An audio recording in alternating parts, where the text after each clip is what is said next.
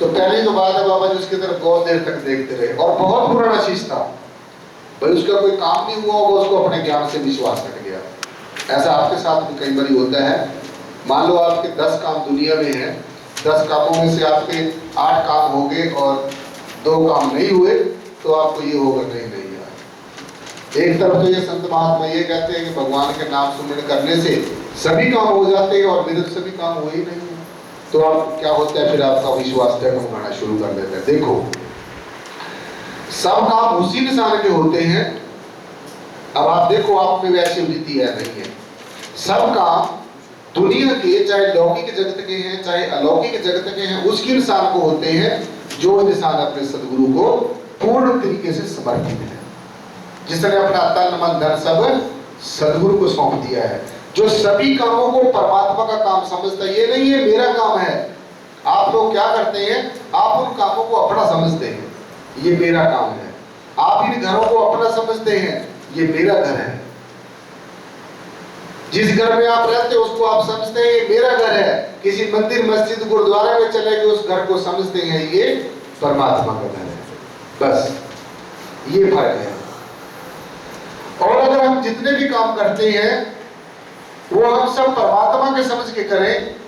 हमारी जीहा अगर बोले तो परमात्मा का गुणगान करें, अगर हमारे कान सुने तो परमात्मा की महिमा सुने, अगर हमारी आंखें देखें तो किसी की ये ना देखें ये इस जाति से संबंध रखता है, ये इस धर्म से संबंध रखता है, ये अच्छा है ये बुरा है, ये नहीं। इन्हीं आंखों से ये संसार दिखता है और इन्हीं आंखों से परमात्मा भी दिखता है। तो हम सब में संसारिक चीजें ना देखने की बजाय साथ संगत जी परमेश्वर को देखें, परम तत्व को देखें, इस निर्गुण निराकार परमात्मा को देखें, तो तभी आत्मा का साक्षात्कार होगा। महात्मा बुद्ध को जब शिष्य ने पूछा, अनंत नाम के शिष्य हुए, एक दो दिन शिष्य ऐसे हुए महात्मा बुद्ध के लाखों शिष्यों में से, और अभी तो मेरे ख्याल में आप तो हजारों की तादाद में भी नहीं होंगे, कोटन में कोई एक, संतों की वाणी में बताया गया है, कोटन में कोई एक बिरला अमृत पद रस अधिकारी है। कोटन का मतलब होता है करोड़। 1 करोड़ आदमियों में से कोई एक इंसान मोक्ष और मुक्ति का अधिकारी होता है। तो हिंदुस्तान की आबादी कितनी होगी बक्साराम जिस समय? भारत की आबादी कितनी होगी जी? 126 करोड़ के लगभग, मतलब ज्यादा भी 1-2 करोड़ कम ज्यादा हो सकती है। 126 करोड़ ही मान के चलिए। 126 करोड़, अगर 1 करोड़ में से एक आदमी मोक्ष और मुक्ति का अधिकार है, तो सारे भारत के अंदर कितने आदमी मोक्ष के अधिकारी होंगे? 126। 126 आदमी सारे भारत में, चाहे वो संत महात्मा है, चाहे वो शिष्य है, चाहे गुरु है, तो 126 लोग ऐसे हैं जो मोक्ष और मुक्ति के अधिकारी होंगे। वो 126 में से कोई भी हो सकता है, लेकिन ये जितना कहा और सुना जाता है उतना ये आसान नहीं है। मोक्ष को प्राप्त करना, मुक्ति को प्राप्त करना, जितना कहा जाता है, पढ़ा जाता है, सुना जाता है, और आप लोग तो शुरू में ही क्या कहते हैं, हमारे सदगुरु जी तो एक पल भर में परमात्मा का दर्शन करवा देते हैं। ये कहना आसान है, सदगुरु तो करवा देते हैं पल भर में, पल भर से भी पहले करवा सकते हैं, लेकिन अब निर्भर करता है आप लोगों के ऊपर कि क्या आप उस बात के ऊपर ठहरे हो। जो आपको ज्ञान बताया गया है, क्या आप उसके ऊपर पूरे उतरते हो? अब आपके ऊपर ये निर्भर करता है। सदगुरु ही क्या है? सदगुरु तो परमात्मा से भी बड़ी हैसियत रखता है। सदगुरु चाहे तो भगवान को, परमात्मा को, देवी देवता को काम पकड़े तो उसे जो मर्जी काम करवा ले, लेकिन वो सदगुरु भी उनके काम करता है जो सदगुरु के ऊपर समर्पित होते हैं। उन्हीं लोगों के काम होते हैं, उन्हीं को मोक्ष मिलता है जो अपने ऊपर पूरे निर्भर हो जाते हैं, जो दिखावे से दूर चले जाते हैं, और जो सदगुरु की रीस नहीं करते। ये नहीं कि बाबा जी ऐसे बोलते हैं मैं भी ऐसे बोलूं, बाबा जी ऐसे विचार करते हैं मैं भी ऐसे करूं, बाबा जी ऐसे गद्दी में बैठते हैं मैं भी गद्दी में बैठूं। मैं तो बाबा देखो खड़ा ही हो गया।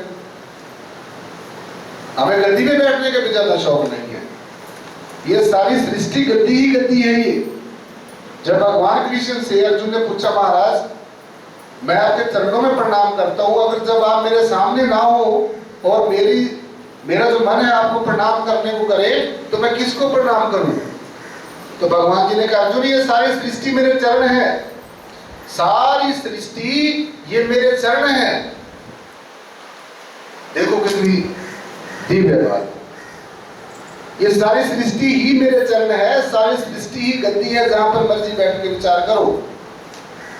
तो इस रफ्ते में भी न पढ़ना चाहिए। मतलब हमारा कि हमारा रिजल्ट कैसा निकलता है,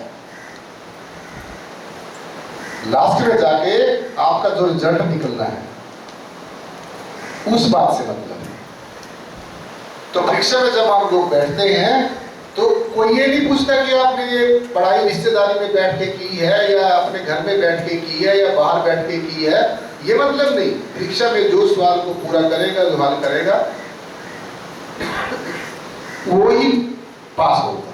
तो ऐसे ये भी परीक्षाएं हैं, तो हम सब ने पास होना है। तो महात्मा बुद्ध ने क्या किया, जब बिल्कुल ही विरक्त हो गए, परमात्मा के सिवा को कुछ नहीं ना, जब भी कोई मुख खोलते तो परमात्मा की बात करते थे। तो आनंद नाम का जो शिष्य था उन्होंने पूछा, महाराज श्री कृपा करके मुझे ये बताइए कि आप सब चीजों से विरक्त हो गए हैं, ये मैंने भली भांति जान लिया है, अब आप ये देखो शिष्य ने कैसे जाना होगा। आनंद ने, जो आनंद नाम के जो शिष्य हुए महात्मा बुद्ध के, अब आप भी बैठे, मैं भी देखूंगा कि कौन कोई आनंद बनेगा आप में से, या सारे ऐसे दाल चावल और दाल रोटी खाकर चलने वाले हैं यहां से।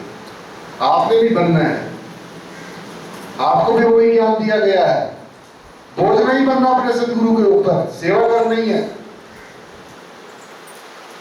सोनल जी ने पूछा, महाराज श्री मैंने अच्छी तरीके से देख लिया है, क्योंकि अपने गुरु की जो परीक्षा लेता है वो शिष्य ही लेता है, और शिष्य की परीक्षा उसका सदगुरु लेता है। जिस दिन से भी ये ज्ञान शिष्य ले लेता है, उस दिन से शिष्य अपने गुरु के पीछे लग जाता है कि देखो मेरा गुरु कितना समर्थ है, और उस दिन से ही गुरु शिष्य के पीछे लग जाता है कि देखा ना ये शिष्य कितना समर्थ है, कितना किए अपना रास्ता तय कर लिया है। सोनानंद ने पूछा, महाराज श्री आप इतने विरक्त हो गए हो, ये तो मैंने अच्छी तरीके से जान लिया है, तो अब आप एक बात सोचो कि आनंद ने महात्मा बुद्ध को कैसे जाना होगा कि वो विरक्त हो गए, कौन सी युक्ति अपनाई होगी? आपके पास कोई युक्ति है जो आप मुझे जान ले कि मैं कितना समर्थ हूं? क्यों दादा राम जी, शिष्य अपने गुरु को कैसे जान सकता है? कोई युक्ति है ऐसी?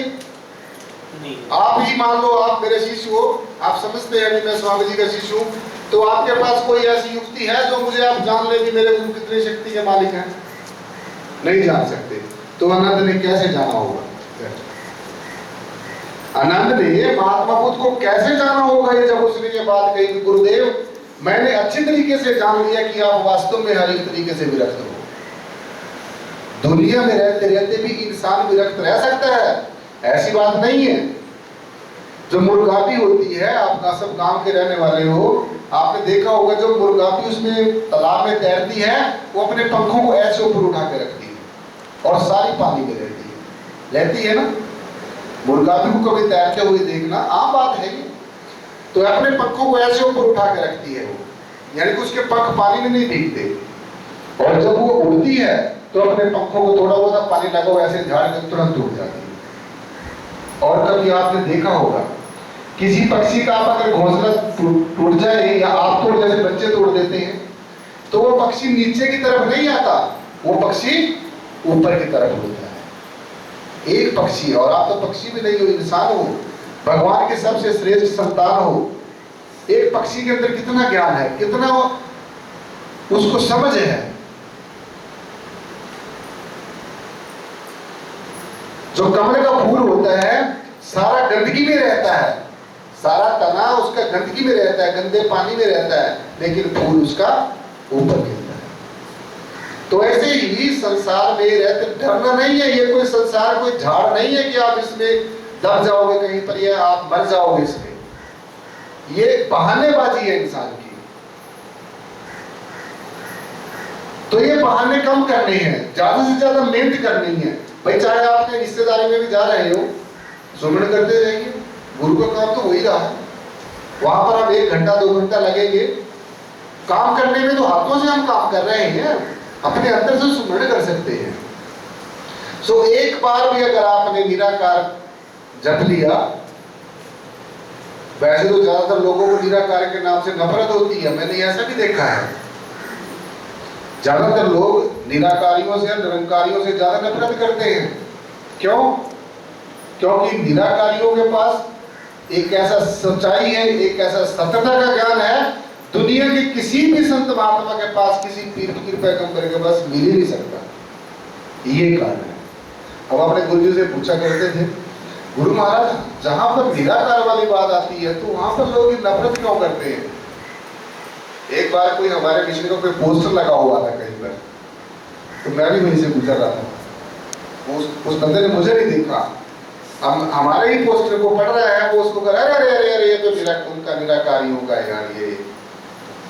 मैंने कहा देखो इस आदमी ने पढ़ा नहीं है पोस्टर भी, ऊपर से सिर्फ निराकार पढ़ के उसको एकदम मतलब पतंगा सा लगाइए, कहता नहीं यार ये तो उनका निराकारियों का है ये सत्संग।